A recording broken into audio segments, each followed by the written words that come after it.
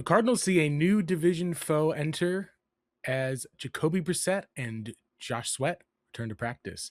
It is the Believe in Arizona Cardinals podcast. I'm your host, Blake Murphy, and we're here to talk about your Arizona Cardinals as part of the Believe podcast network. Thank you guys so much for tuning in. Been off for a couple of days. Tried to record an instant reaction podcast while I was out of town. Ended up deciding to save it for this podcast episode here. A little bit shorter show, solo show, of course, for you guys, but there's plenty to talk about if you're a Cardinals fan, starting with the Myles Garrett trade. Myles Garrett is acquired by the Los Angeles Rams of all teams. They trade away multiple first-round picks and pass rusher Jared Verse. Happy to see Verse out of the division. Sad to see maybe the best defensive player of this generation in Myles Garrett come into this division. As a Cardinals fan, what can you say?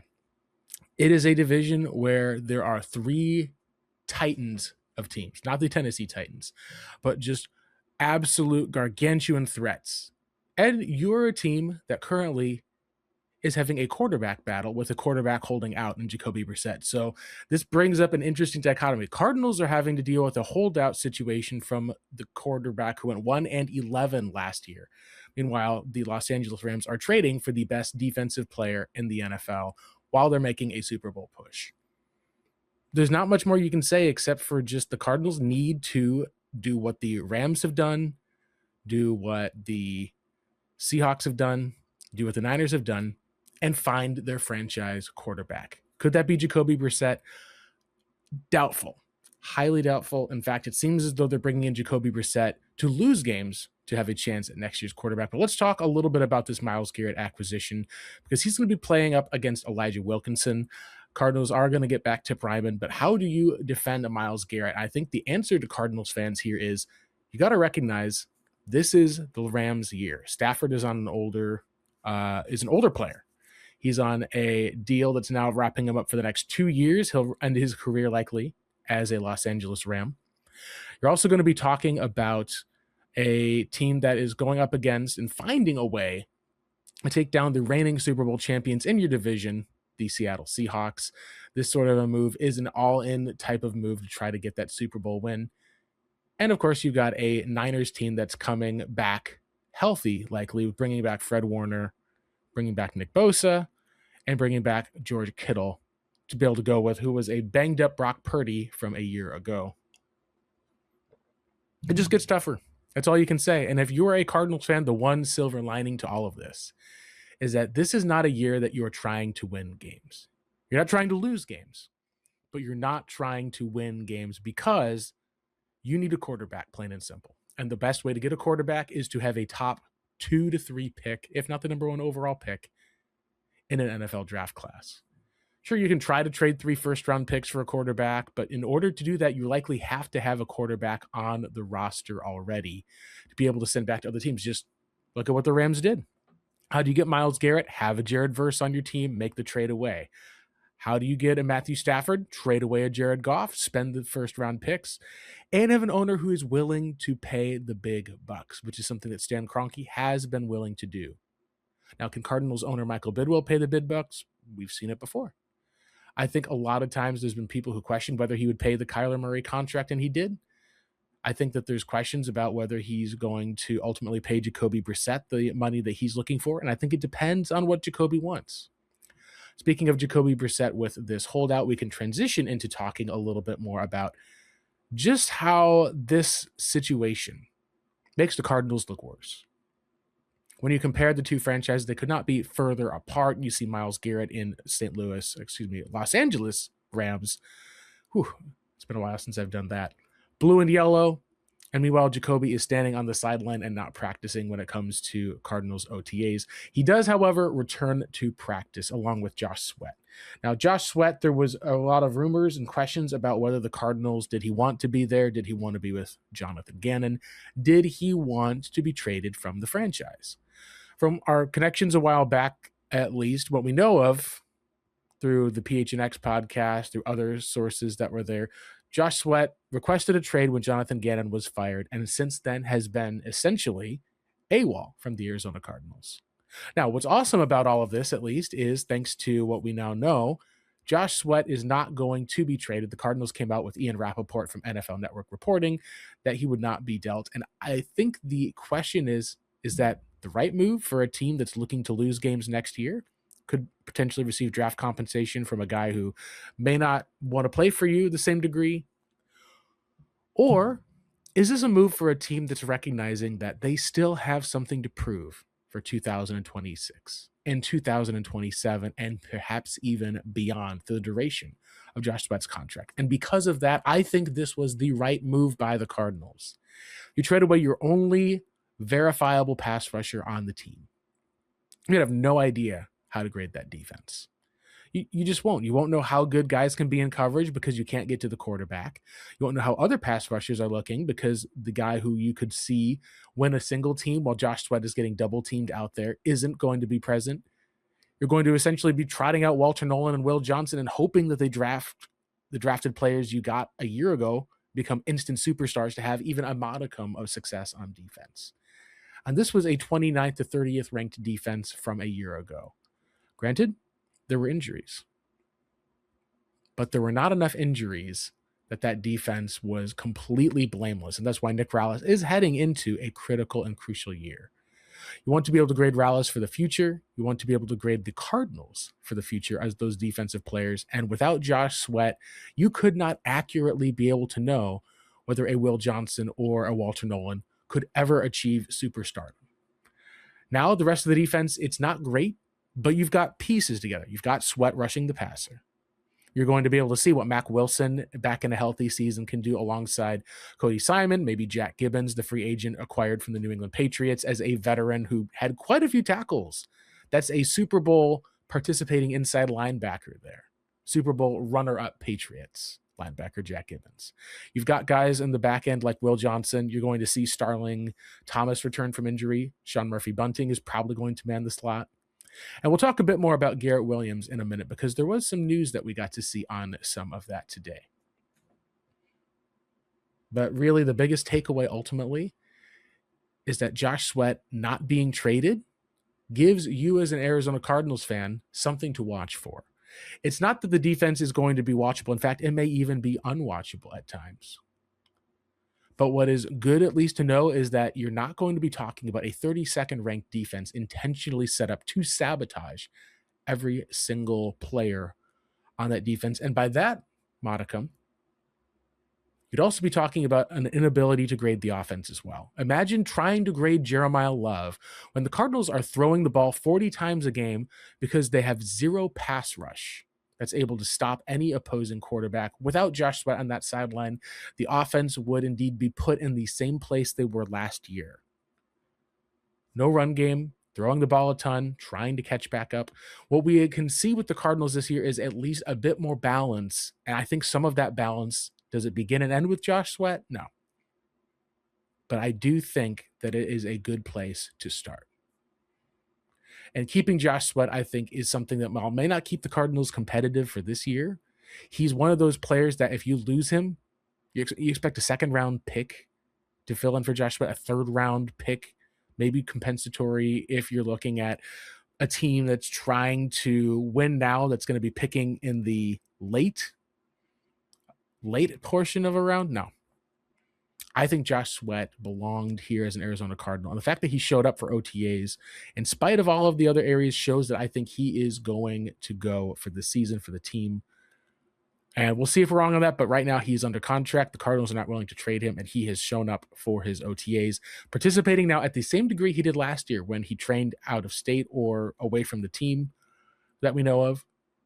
Did not participate in the opening OTAs that were voluntary. When it came to the required and involuntary minicamp workouts, he showed up and was there. And ultimately, at the end of the day, if he's going to do his own thing, but show up and get double-digit sacks per each season, that's all that you can ask for as a Cardinals fan to justify the contract that general manager Monty Ossenfort paid out to him just over a year ago.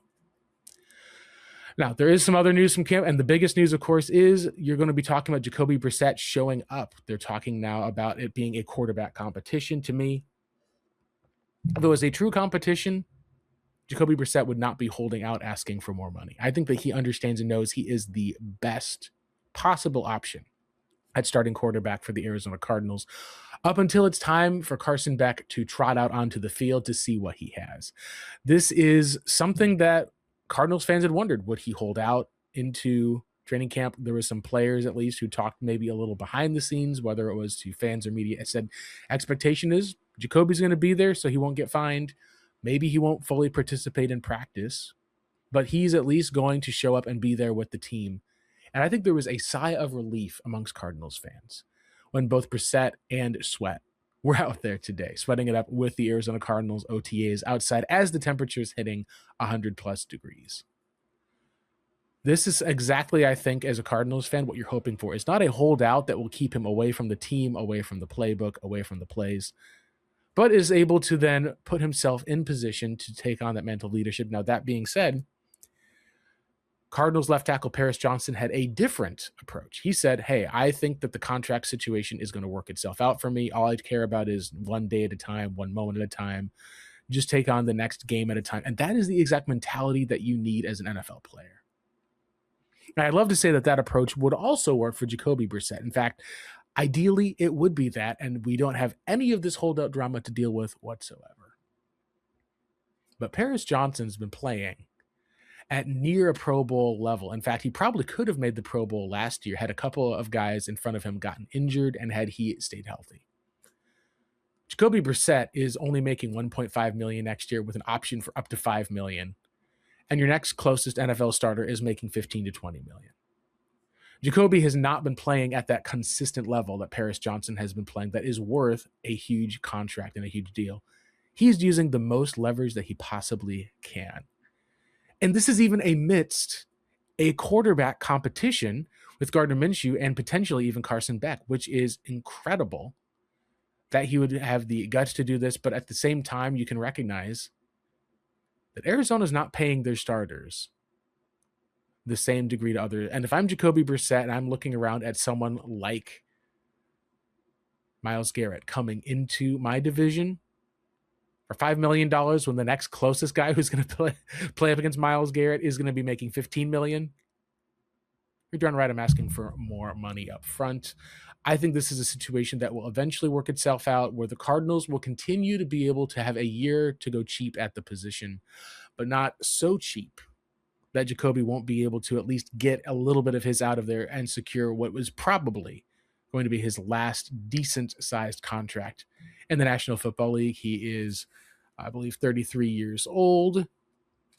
He is entering what is probably going to be his last starting stint with an NFL franchise because, as I've talked about on this podcast, I would expect Carson Beck to take over at some point this season, just so you can know what you have before making an all-important 2027 decision on your NFL quarterback spot.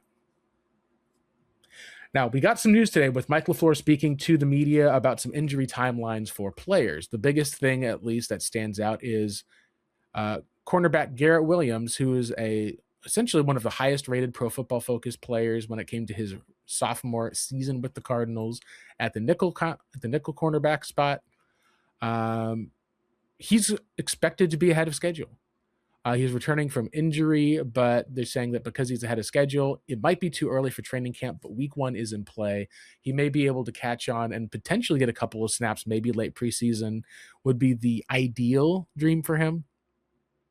But when you're talking about an Achilles tear and him entering the 4th year, an all-important 4th year, because as we know with Arizona Cardinals fans, this is a team that wants to get players paid, wants to get them paid by their 3rd year if they can be. But if they're hurt and injured and have something that they still need to prove, that health needs to be proven, they will wait until that 4th year. That's something that we have seen. And I think that Garrett Williams is a crucial part of this team's secondary. You talk about the cornerback 2 spot aside and across from Will Johnson and a side next to it. Right now, it's Sean Murphy-Bunting potentially going to be there as your starter. He looked like he did not belong on an NFL field the last time he played for the Cardinals. And that was before he ended up having I believe it was season-ending, I believe it was ACL tear that knocked him out for all of 2025. You need someone like Garrett Williams to play if you're going to have a hope of being able to evaluate the coverage for this team, just like you need a Josh Sweat in there, just like you need to have some of the other starters. That's one of the things that I think is a big update, because if we had seen Garrett Williams come in week 4, week 5, week 6, and this team is already entering a season where they could be winless with how difficult that schedule is, with maybe a chance against the Giants in week 4, you would want to be able to evaluate Garrett Williams in a spot where you've got the chance to still compete in your season and see what you have, versus him being brought back too late into a losing season and suddenly the player's not able to have what is best for him and getting that compensation. And the Cardinals are then having to go in blind to some of those contract negotiations. I think this is a great case scenario that he's ahead of schedule, along with Walter Nolan coming back from injuries. He says that he's looking like he's good for training camp. It's going to be really interesting to see exactly what goes on with Nolan in year 2. He flashed heavily when we saw him against the Cowboys, and in the games he played, looked like a disruptive difference maker. And with the Cardinals' depth at the defensive tackle taking a hit, we can say verifiably that they need to be able to have a good Josh Sweat and Walter Nolan pass rush to be able to get enough pressure on defenses to have a lick of a chance. We saw last year that the Cardinals had so many injuries that when it came down to it, even when they hung in close, they could not make those plays to go out and win the game. The defense could not come up with that game-ending stop, that game-ending interception, that game-ending sack. And on the offensive side, Jacoby just is not the sort of quarterback who can go out there and make that game-winning drive happen. That's why they went 1-11, despite having multiple opportunities in the fourth quarter to go with a lead or go ahead for the score. They weren't able to get it done. Partially because the offense in Jacoby is not where you need an NFL starting quarterback to be, but also it wasn't like the defense was getting stops either. One of the players that will not be out there trotting there for the Arizona Cardinals is going to be defensive tackle Caleb Proctor, the talented, disruptive pass rusher from southeastern Louisiana. He has a torn meniscus tear and is potentially, his season is in jeopardy. This is a similar situation for Cardinals fans now, isn't it? You talk about 2023. Team goes and has a injured defensive lineman in the first round. You talk about 2024 with Darius Robinson getting injured in the first round. 2025, it's Walter Nolan getting hurt in the first round. You go and see the way that this team has worked over the past couple of years, and it is just a frustration because there's not guys who are able to be healthy when it comes to just, it just feels like you are cursed, essentially, is how it feels as a Cardinals fan with guys who are there. It happens every single year, it feels like, with the defensive lineman room. It's new and different. You saw, of course, obviously the big one that stands out in 2024 was, I think it was the B.J. Ojolari injury in 2023 was the injured defensive lineman, if I remember correctly. 2024, we've already talked about with Darius Robinson could miss the season, turned into a 6-week injury, stretched into only making the last 6 games, and it really did set back his career. Walter Nolan did not play, at least until the Cowboys game, but when he did come on, it flashed, and you showed earlier in the season when the Cardinals were in that 2-3 stretch against the Titans, against the Niners, and some of these other teams that they had a chance of winning to be able to turn around that bad season. Him not being out there made a big, big difference. Now, Walter Nolan is a first-round pick, top 13, top 15 overall pick. That's very different from a small school fourth-rounder in Caleb Proctor. And my expectations for Proctor has been you bring him in, try to replace as best as you can, a guy in Dante Stills, who's on an expiring deal. This is his 4th year in the league. He's been impressive for a 6th-round pick. Try to replace him with another disruptive guy who can get up after it. But this is a setback for sure, because you don't have that much depth on the defensive line now if you're a Cardinals fan. That's just the way that it goes when you're talking about your starters. If Walter Nolan is able to come back and be healthy, that is your best case scenario. But after that, you're going to have a bunch of journeyman guys and a bunch of unproven young players that are going to be taking over there. Darius Robinson, you've got Jordan Birch in his 2nd season. Andrew Billings is a journeyman. We talked about Stills. LJ Collier is going to be out there. And then, of course, another journeyman in Jonah Williams. You really were hoping to be able to get on 3rd down and pass rushing situations. Get Josh Sweat, Walter Nolan out there, put name escapes me for a second. Zaven Collins out there, maybe a blitz with Mac Wilson Sr. rushing off of the edge, and having Caleb Proctor being out there at the other defensive tackle spot, two guys who could get after the quarterback on the interior side in him and Nolan. Now you just got down to one of those guys. It's really going to come down to, can Walter Nolan be disruptive enough alongside Josh Sweat? Because as far as pass rushers goes, you can never have enough pass rushers, and you just lost one potentially for the season if you're a Cardinals fan. I think there's maybe a chance that you could look at it as a redshirt season for him. Hopefully this is going to be closer to the Darius Robinson situation. The meniscus is torn. Bring back Proctor with the last 4 to 6 games of the season that are left. See if you can get him a couple of snaps. That's the best case scenario at this point. But it does speak to this training staff, and the Cardinals decided to not clean house when it came to the training staff this year. They did fire the head of their training staff, but promoted from within.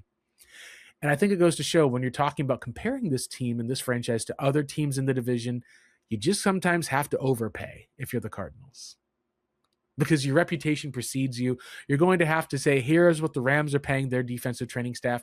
We're going to have to equal or match that. Potentially, if you're going to get someone away from the best training staffs in the NFL and keep guys healthy, you're going to have to supersede that and be able to say, we're willing to pay you more, come away from some of these champs to build up this franchise, because that's what we're going to have to do if we're going to compete and going to win. And it's something that is going to cast onto Austin Fort and Bidwell, that they're going to have to recognize that we've had these injuries every single season. These are all different soft tissue injuries, and all of them happen in OTAs before we even get to training camp. It's just something that's been individually, you can take a look at it and say it's bad luck. But when you look at them every single year happening with rookies, it just seems to be a pattern. And maybe some of it's college football, just not preparing guys right away for the strenuous activities that the NFL is going to be. But it is something that is a concern, and it is going to cost the Cardinals. The only defensive addition that they made this year was they added Jack Gibbons, they added Andrew Billings, and they added Caleb Proctor. You're now down to all of last year's roster and a 29th ranked defense.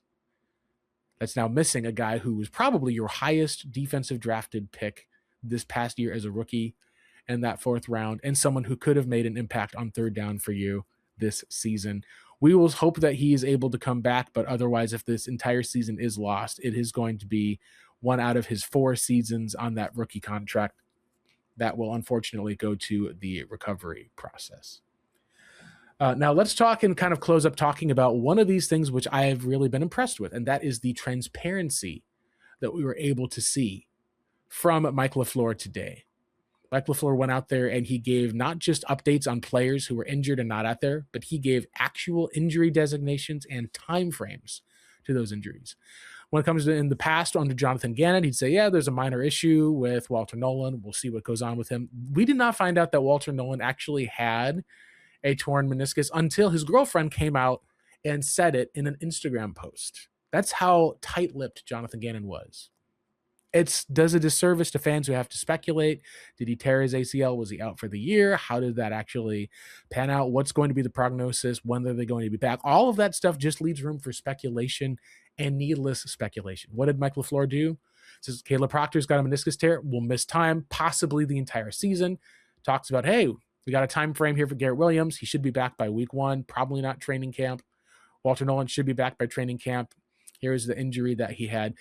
This is one of the things that is definitely different. It's new. We haven't seen it under Cliff. We didn't see it under Gannon.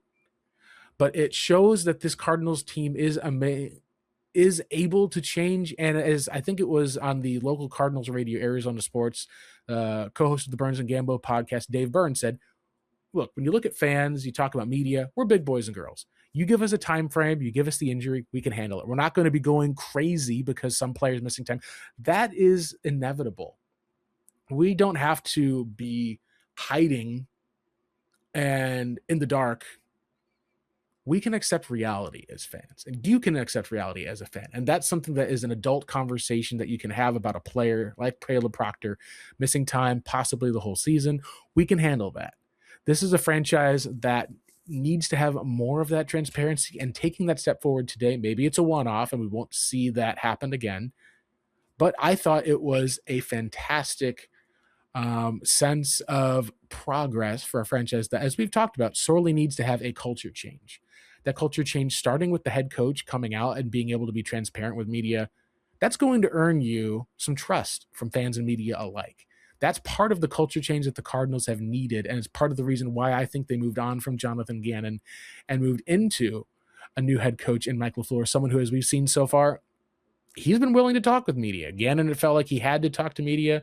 Mike LaFleur has made it a point that he is good with talking to the media. That's something that I, as a fan, really appreciate and like to be able to see. All in all, this is a Cardinals franchise that drastically needs a shot in the arm. And I don't know if Jacoby Brissett and Josh Sweat together are enough to provide that for 2026, but I can tell you what it'd look like without them there.